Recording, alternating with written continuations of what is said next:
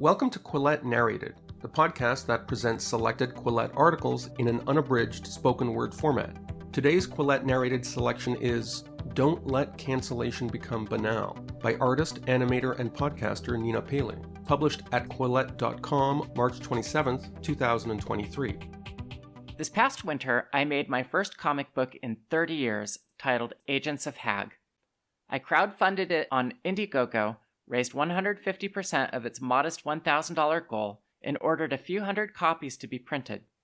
But before I could access the funds to pay the printer, Indiegogo retroactively canceled the campaign and refunded all the backers. There was no explanation provided, no appeal process, and no recourse. As a form of protest, I made compliance comics. The same panels and voice balloons, scrubbed of characters and words, essentially an empty comic book that complies 100% with Indiegogo's terms of service. I've been making art professionally since I was a teenager. I have drawn 2 internationally syndicated comic strips, a self-syndicated weekly strip, and multiple published comic books. In 1998, I started making animated short films, which screened at countless film festivals, including Sundance. In 2006, I was awarded a Guggenheim Fellowship while working on my first animated feature film, Sita Sings the Blues, which went on to win several dozen awards internationally and a 100% fresh rating on Rotten Tomatoes. I taught animation at Parsons School of Design and became a popular guest lecturer at universities worldwide, where I spoke to students of art, religious studies, and law alike. My art frequently deals with religious themes, and over time I became an outspoken critic of restrictive copyright laws. My work appears in many scholarly books about animation and was taught regularly in schools. In the process, I've periodically become the focus of controversy. Sita Sings the Blues was attacked by religious nationalists in India who campaigned to ban the film because I'd adopted its plot from the Ramayana, a Hindu epic. My copyleft advocacy earned vocal, often personal condemnation from some artists and animators, but nothing prepared me for the cancellation campaign that targeted me in 2017.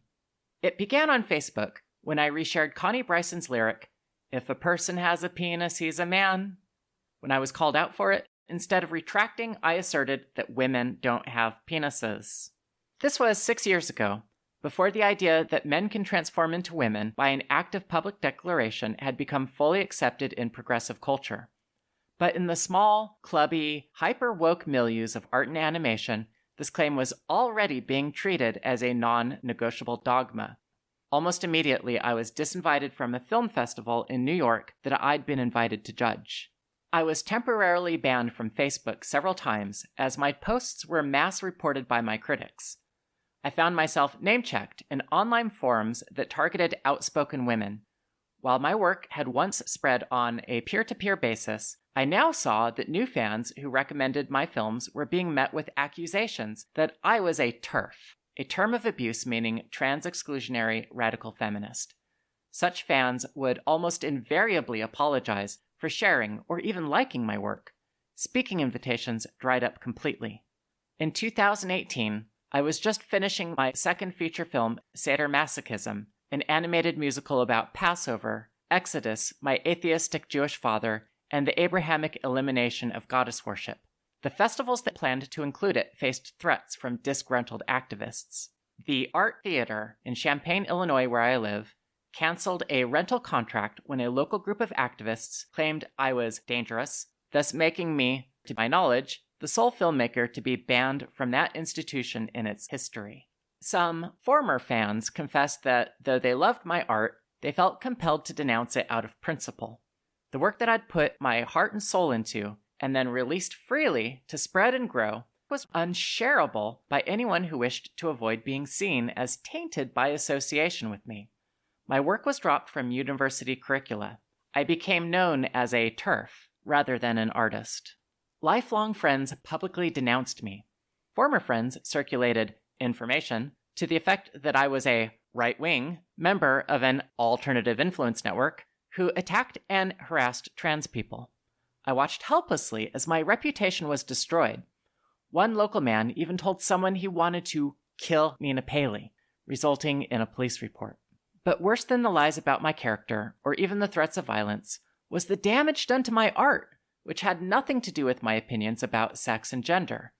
This was unbearable to me, even apart from the financial loss I suffered. As a free culture advocate, I want people to see, enjoy, and share my work for its own sake. And while I keep making art, my cancellation remains an ongoing affair. My cancellation story isn't unique. Countless other artists, including writers, musicians, dancers, comedians, and filmmakers, have been blacklisted, lied about, and publicly denounced, often by mobs of mediocre competitors. And our stories tend to follow arcs similar to the one I've described above. Yet, one still hears from progressives who use the term cancel culture in scare quotes, either denying it exists or insisting that anyone who's been canceled has simply been subject to a process of accountability. Even many conservatives, liberals, centrists, and principled progressives have become so jaded that they no longer seem much interested in cancellation narratives. Another day, another cancellation. Cancelled artists are a dime a dozen now. But you should care that artists are canceled, even if our stories are no longer seen as novel. And while you're at it, I'd like you to care about me in particular. Something terrible happens when art can't reach audiences. While artists feel their cancellation acutely, audiences experience the phenomenon gradually over time as the spark, inspiration, and humor provided by challenging work is removed from their lives bit by bit. My Compliance Comics project, though conceived as a protest gesture, also provides a warning of what is to come if we allow mobs and trust and safety teams to dictate what can and can't be seen by audiences, the dumbing down of our culture, a generation of creators afraid to think critically, the institutionalization of cowardice, and an inevitable decline in the quality of public discourse. That was Don't Let Cancellation Become Banal by Nina Paley, narrated by Miss Paley's Heterodox podcast co-host, Corinna Cohn. To read this and other Quillette articles, and to learn more about our other podcasts, events, and subscription options, please visit Quillette.com.